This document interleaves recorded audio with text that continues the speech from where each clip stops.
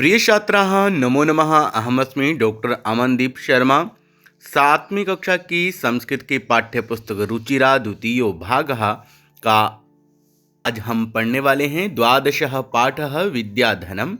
इस पाठ के जो प्रथम और द्वितीय दो श्लोक हैं, पहला और दूसरा जो इसका श्लोक है उसका पाठन हमने अपनी पिछली वीडियो में कर लिया था।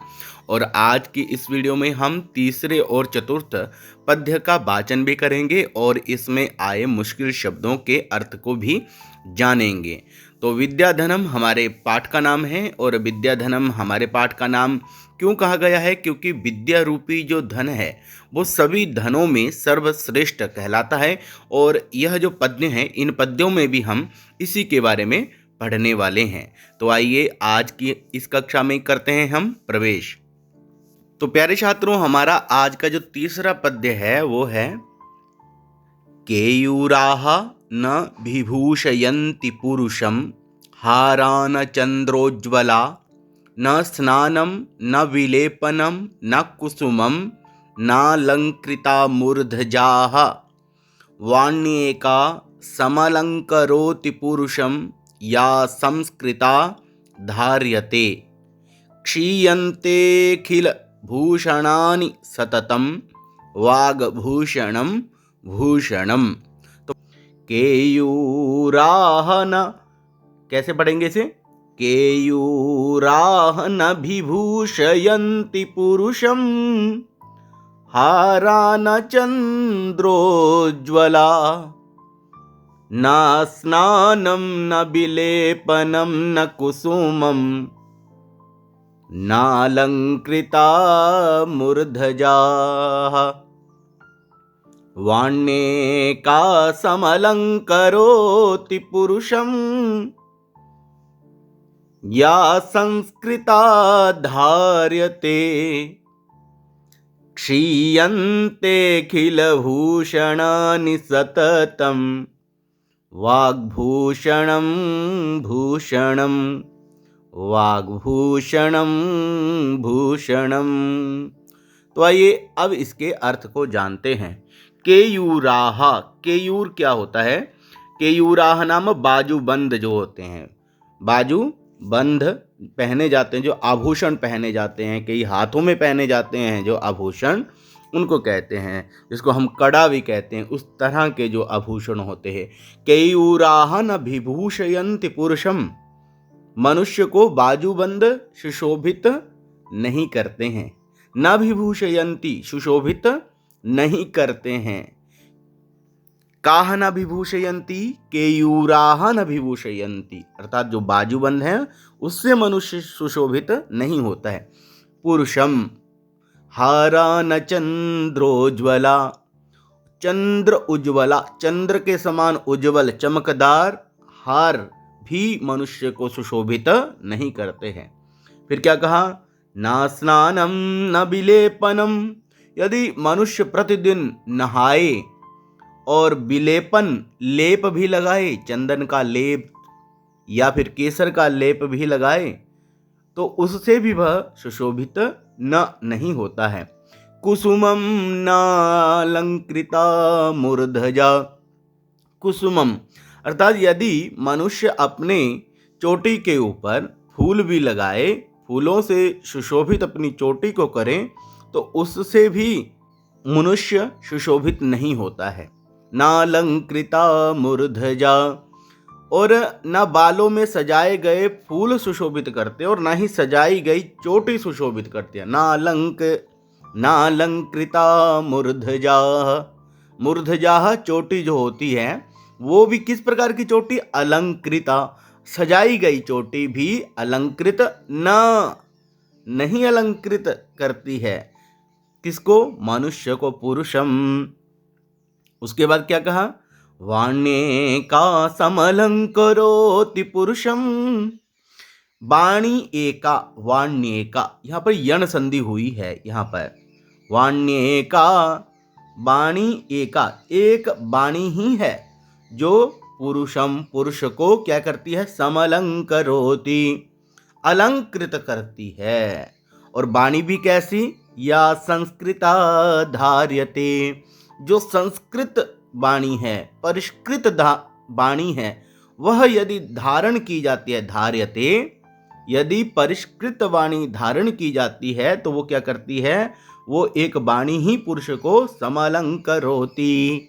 उसके बाद तीसरी पंक्ति में क्या है, क्षीयन्ते खिल भूषणानि सततम, क्षीयन्ते नाश हो जाते हैं, क्षीण हो जाते हैं, अखिल भूषणानि समस्त प्रकार के आभूषण, संसार में जितने भी आभूषण हैं वो एक ना एक दिन क्षीयन्ते, उनका नाश हो जाता है, परंतु वागभूषणम भूषणम सततम वागभूषणम भूषणम, परंतु यह जो वाग रूपी भूषण है, जो वाणी है, यह जो भूषण है, यह सदा के लिए आपके साथ रहता है, जन्म से लेकर मृत्यु तक। यदि आप बहुत अच्छी वाणी किसी के भी साथ बोलते हैं तो उससे आप किसी को भी इम्प्रेस कर सकते हैं, ये कहने का भाव है, और वो सबसे बड़ा आपका आभूषण है। तो इसकी हिंदी क्या है, मनुष्य को न बाजू बंद सुशोभित करते हैं, न ही चंद्रमा के समान चमकदार हार,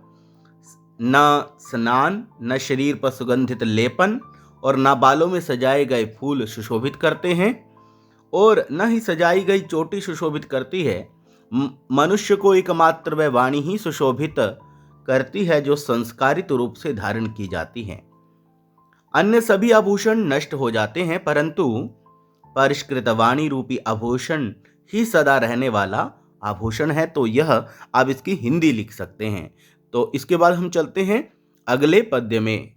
तो अगला पद्य क्या है हमारा, विद्या नाम नरस्य कीर्तिरतुला। इसका वाचन हम ऐसे करेंगे जैसे मैं कर रहा हूं, विद्या नाम नरस्य कीर्तिरतुला, भाग्यक्षये चाश्रयः, भाग्यक्षये चाश्रयः, धेनुः कामधुगारतिश्च बिर्हे, नेत्रं तृतीयं च सा, नेत्रं तृतीयं च सा, सत्कारायतनं कुलस्य महिमा। क्या कहा, सत्कारायतनं कुलस्य महिमा, रत्नैर्विना भूषणं, रत्नैर्विना भूषणं, तस्मादन्यमुपेक्ष्य सर्वविषयं।